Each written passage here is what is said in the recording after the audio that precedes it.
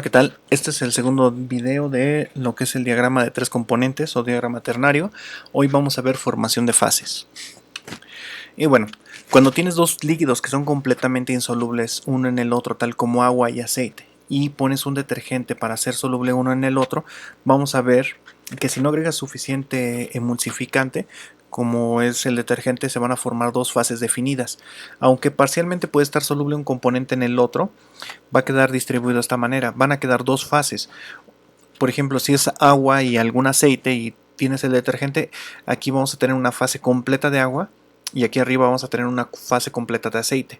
El aceite casi no es soluble en agua, por lo tanto va a estar muy poco aceite comprendido en esta fase, y el agua, al no ser soluble en aceite, va a estar muy poca agua comprendida en esta fase. Ahora bien, ¿qué pasa con el detergente? El detergente va a quedar distribuido en ambas fases y tiene un comportamiento matemáticamente predecible, y es lo que vamos a ver en este video. Y bueno, entonces, estudiando este diagrama, entonces, como dice en la tele, en esta esquina tenemos al ácido acético y en esta otra tenemos al agua y en esta otra al cloroformo. Y bueno, el cloroformo y el agua son completamente insolubles uno en el otro. Sin embargo, el ácido acético es perfectamente soluble tanto en agua como en cloroformo.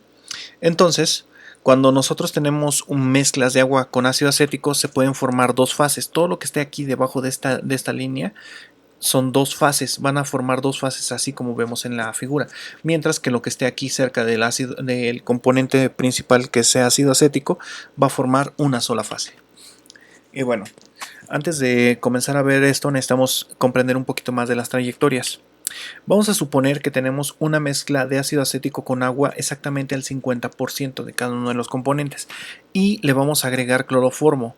¿Qué es lo que pasa?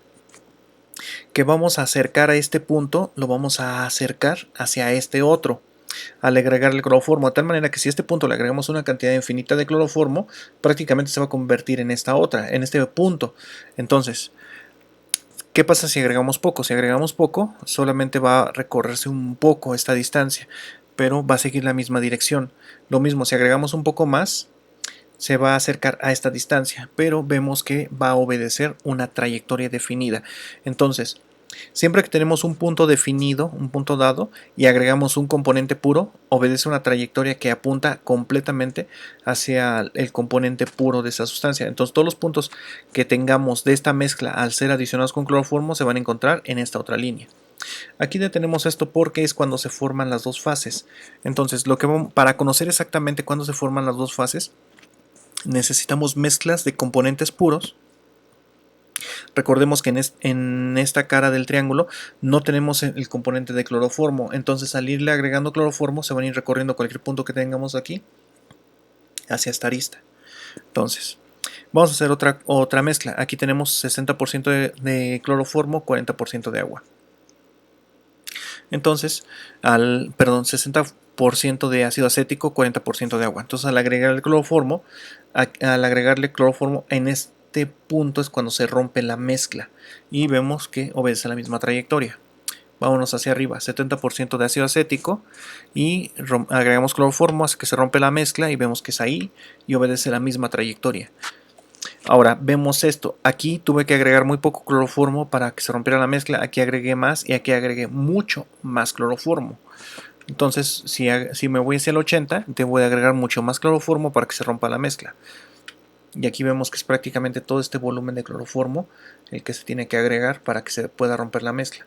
De tal manera que si yo tengo un punto muy cercano al 100% de ácido acético, por más cloroformo que agregue no se va a romper la mezcla. ¿Por qué? Porque voy a estar pasando aquí entre este estrecho. Y el cloroformo es perfectamente soluble en el ácido acético, entonces no se formarían las dos fases. Y bueno, entonces lo mismo pasa hacia abajo, si vamos hacia más composición del agua, entonces tengo que agregar muy poco cloroformo para que se formen las fases ahí. Y sigue la misma trayectoria. Lo mismo pasa si lo hago del otro lado. Vamos a hacer ahora la mezcla de cloroformo con ácido acético. Estos se formarían en una sola fase y al agregarles agua se van a romper estas fases, se van a formar dos fases. Entonces vamos a ver las trayectorias que siguen. Entonces, al seguir la trayectoria vemos que este punto tengo que agregarle muy poca agua para que rompa. A este le tengo que agregar más, al agua, a lo siguiente más, y todavía más. Entonces llega un momento en el que tengo que agregar muchísima agua. Si me pongo hacia acá, probablemente no rompa. Aquí, como tendría que ser una escala perfecta para lograr ver si rompe o no, no lo realice, pero entonces este punto a lo mejor no llega a romper por más agua que aplique. Y bueno, entonces, teniendo ya una titulación dirigida de componentes puros, en este caso de ácido acético con agua y de ácido acético con cloroformo, y titulando con el componente contrario, voy obteniendo de esta manera la línea punteada, o por lo menos puntos, para conocer el área en la cual se forman las dos fases. Y así es como se obtienen estos diagramas para la mayoría de las sustancias que se trabajan industrialmente o en laboratorios. Entonces, más o menos así, conociendo los puntos donde se rompen las fases, se forman dos fases, es como puedo conocer dónde voy a tener el rompimiento de fases. Entonces, vamos a hacer un ejemplo de esto. Y tenemos el componente A, que va a ser agua, el componente B, que es aceite, y el componente C, que es un tensoactivo. Entonces, ahora en esta esquina tenemos al agua, en esta otra tenemos al aceite, y en esta otra tenemos al tensoactivo. Entonces, estos se van a mezclar en distintas proporciones, y debemos de recordar aquí también tener presente que el aceite es soluble en agua en 10 mililitros sobre 100 mililitros, y también en el tensoactivo. Entonces, vamos a hacer mezclas ya definidas de tensoactivo con agua, es decir, esta es la línea de tensoactivo con agua. Todos estos puntos van a estar localizados sobre esta línea recta. Al 10% de tensoactivo, 90% de agua es aquí. El que siguiente es aquí con 80% de agua, 20% de tensoactivo. El que sigue es aquí, 70-30, 60% de agua, 40% de tensoactivo, 50-50 y así sucesivamente. Entonces, a estos puntos le vamos a agregar aceite para ver dónde rompen. Identificamos los puntos y les vamos a agregar aceite. Entonces vemos que el primer punto se le agregaron 11.1 mililitros de aceite para que quebrara. Y al otro se le agregaron 14 y así sucesivamente. Vemos que al de 70-30, que es 30% de agua, 70% de tensoactivo, aquí en la línea del 70, se le agregaron prácticamente 200 mililitros de aceite para que quebrara. Eso significa que este punto quebró hasta por acá, mientras que como nada más le agregué 11, quebró aquí casi inmediatamente. Entonces con esto podemos bosquejar la línea. Para ir bosquejando la línea necesitamos entonces ver la trayectoria que obedecieron estos puntos. Para esa trayectoria tenemos que sacar el volumen total de la mezcla. El volumen total de la mezcla va a ser el volumen total de los tres componentes sumados, y luego sacamos la fracción de cada mezcla. Para sacar la fracción de cada mezcla, entonces dividimos, por ejemplo, 10 entre 111 y nos toca 0.09. 90 mililitros que teníamos de agua entre el 111.1 nos toca 0.81. 11.1 mililitros entre 111 nos da 0.09 y así sucesivamente. Entonces, por ejemplo, aquí la del 30 entre 116 toca 25.72, el 70% de agua se convierte en ahora 60% de agua, el 16%, estos 16 mililitros de aceite se van a convertir en 14% de la mezcla, y así sucesivamente. Nosotros también vemos esto, que la mezcla de 80% de tensoactivo, 20 de agua, nunca quebró, ni tampoco la otra. ¿Por qué? Porque entonces al trazar la trayectoria de aquí hasta acá, nunca encontraron en su camino el área que dibuja las dos fases. Entonces, para localizar cada uno de los puntos, dibujamos la trayectoria desde el punto donde estamos partiendo hacia el destino, que es el componente B. Entonces, donde se encuentre nuestra coordenada con la línea de trayectoria, ahí es donde vamos a localizar el nuevo punto. Entonces, por ejemplo, ya esta coordenada es esta trayectoria es uniendo este punto con este. Entonces, vamos a buscar este otro punto. El tensoactivo del 9% de tensoactivo. Esta es la línea del 0% de tensoactivo. Esta es la línea del 10. Entonces, el 9 está poquito abajo. Y donde cruza con esta línea de trayectoria es ahí. O el otro, el del agua, es 81% de agua. Entonces, esta es la línea del 70% de agua, 80% de agua, 81 es poquito más abajo. Entonces la línea del 81% de agua es aquí, y donde cruza la línea del 81 con la línea de trayectoria es ahí donde encontramos este punto. O el último, el del aceite, que es el 9%. aquí es el 10% de aceite, entonces 9 es poquito más atrás. Entonces aquí donde cruza la línea del 9 con la línea de trayectoria, ahí es donde ubicamos el punto. Vemos que los tres puntos coinciden ahí. Entonces hacemos lo mismo para el siguiente. Entonces trazamos la trayectoria desde el 80% de agua, 20% de tenso activo, 80% de agua, 20% de tenso activo, hacia el componente B puro. Ahí está la línea de trayectoria. Entonces el tenso activo, que eran 20 mililitros, dividido entre 114, se convirtió en 17.5. Entonces vemos que esa es la línea del 10, la del 20. 17.5 está más abajo. Igual, estos 80 mililitros se convirtieron en prácticamente 70% de agua. Entonces la línea del 70% de agua es esta, donde cruza con la línea de trayectoria es esta, y ahí está el punto. Y así también para el componente C, el componente B, que es el aceite, 12.5. Aquí es la del 10, 20, entonces 12.5 es aquí. Y vemos que donde toca la línea de trayectoria es ahí. Entonces ese es el secreto para sacarlos. Trazar las líneas de trayectoria para cada uno e identificar el punto en el cuadrante. Prácticamente todos estos puntos nos pueden servir. Cualquiera de estos que identifiquemos trazado con la línea de trayectoria nos va a identificar el punto, y todos coinciden ahí. Entonces trazamos cada una de las trayectorias y vemos cómo se va dibujando las dos fases.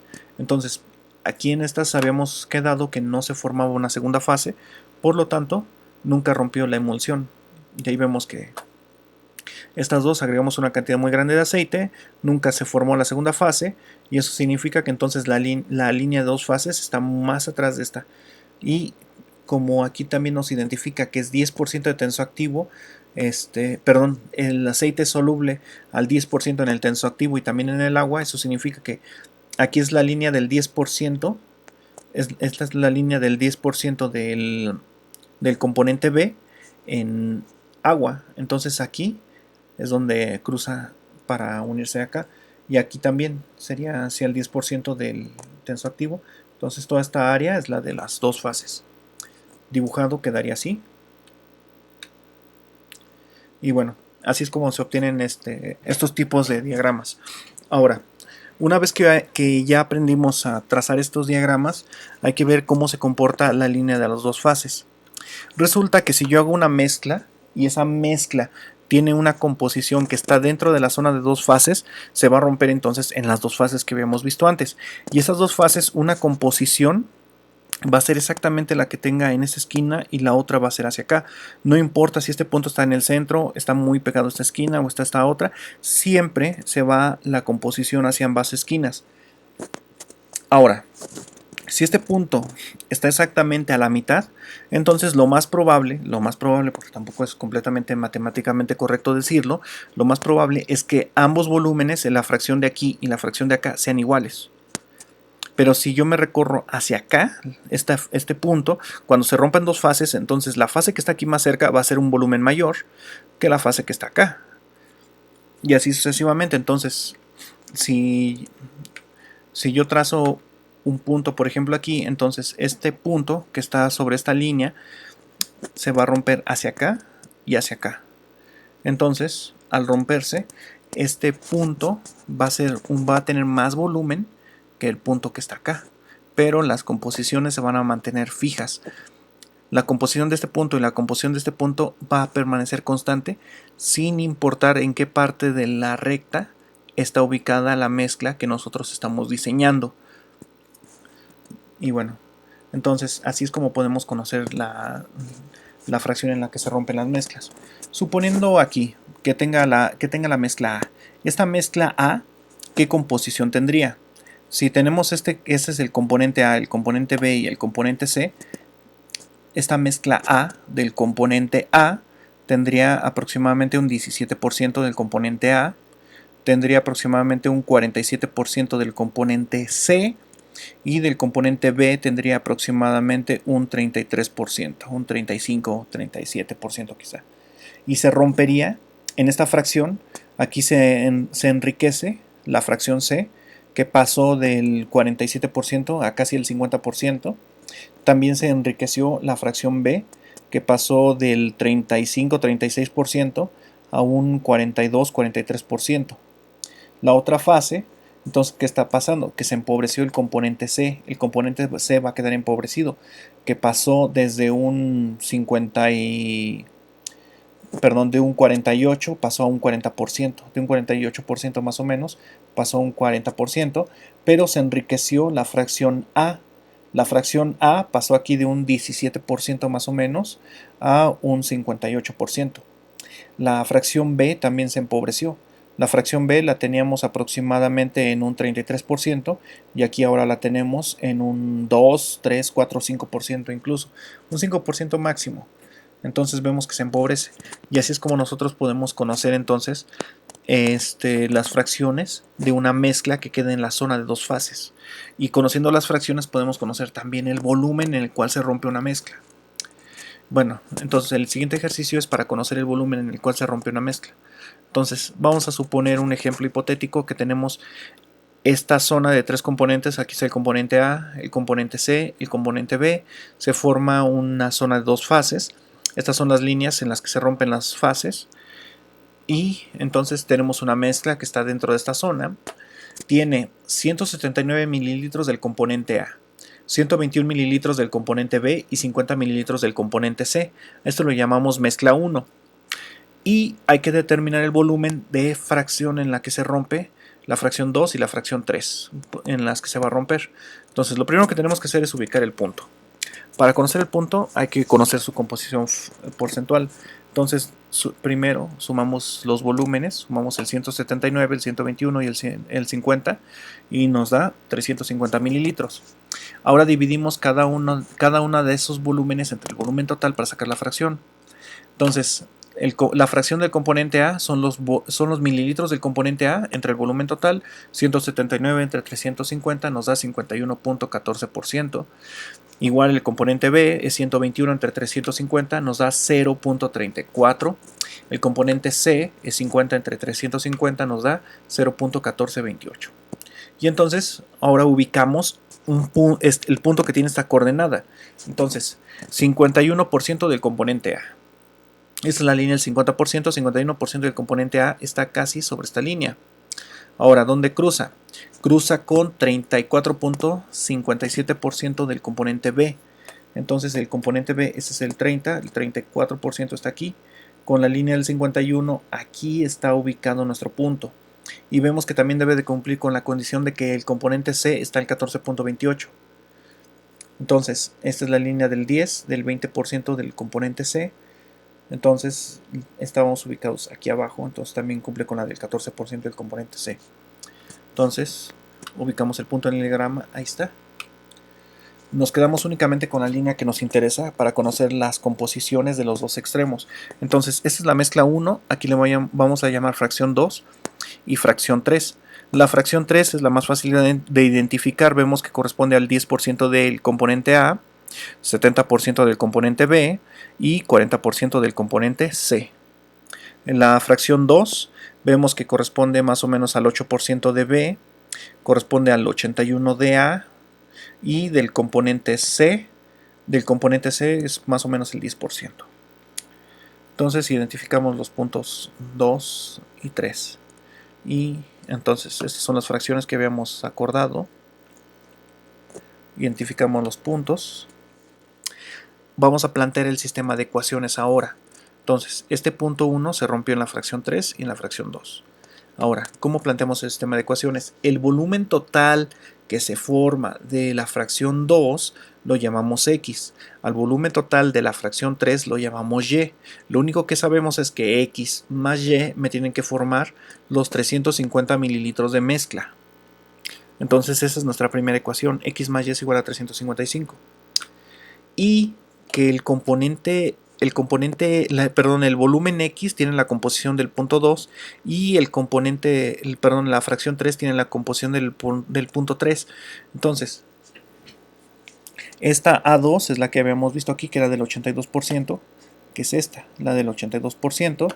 Este B2 es el 8% del componente B, que es aproximadamente aquí, el componente B, y el 10% del componente C, que es acá. El punto 3 tiene 10% del componente A, está aquí sobre la línea del 10, 70% del componente B, Aquí es la línea del 70% de B. Y está con la línea del 20% del componente C. Esta es la línea del 20% del componente C. Entonces, vamos a dejar el diagrama a un lado y vamos a comenzar a plantear las ecuaciones.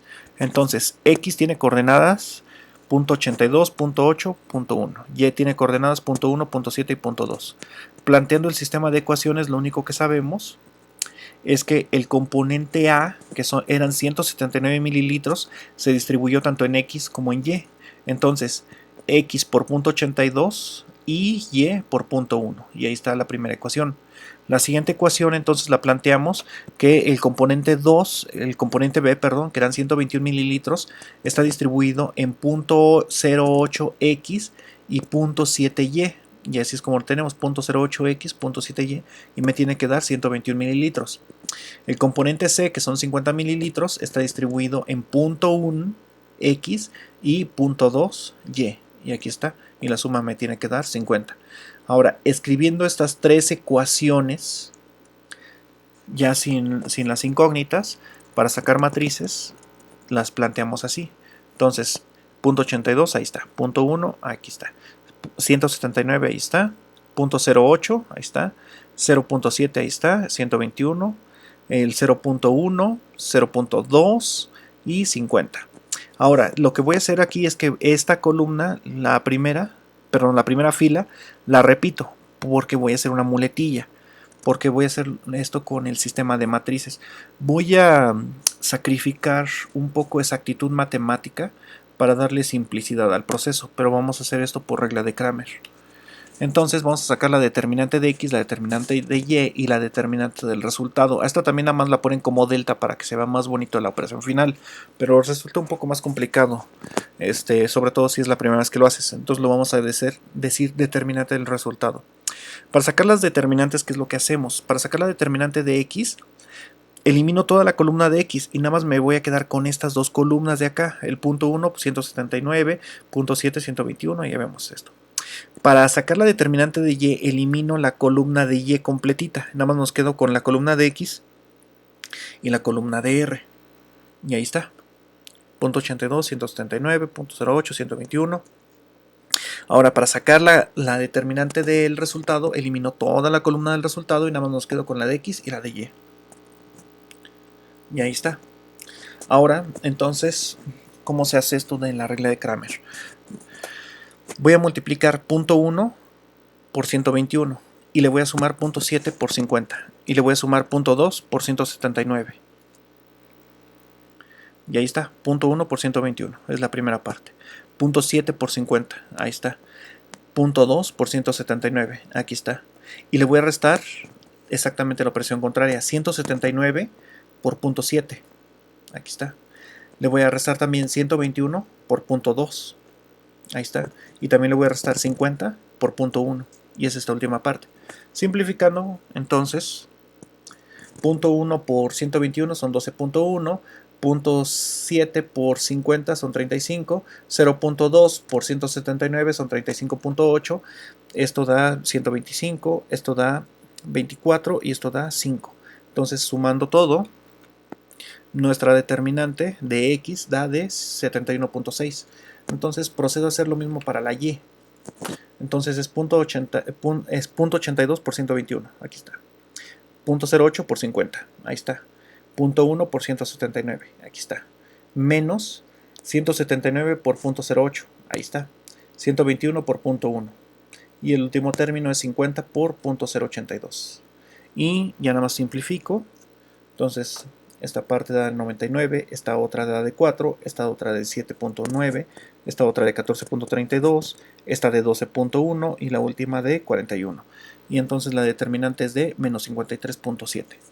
Ahora hago lo mismo para la determinante del resultado. Entonces para la del resultado es .82 por .7. Ahí está. La que sigue es .82 por .2.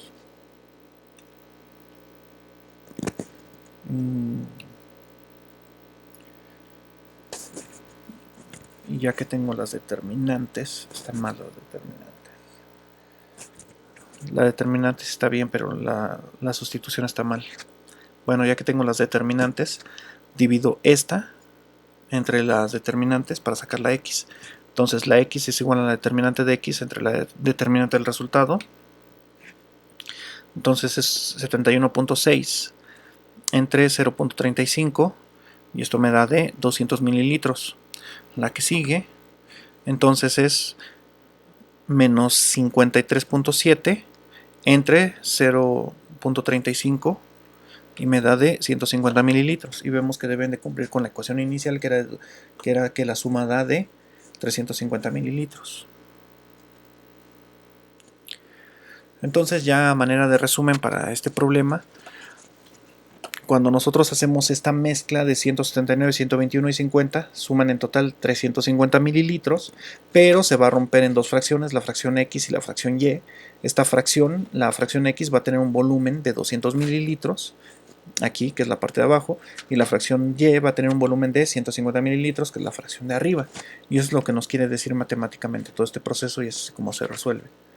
Y bueno, sin más por el momento, espero que no queden muchas dudas, y de todos modos los veo en los comentarios y en Facebook, y hasta la próxima y gracias.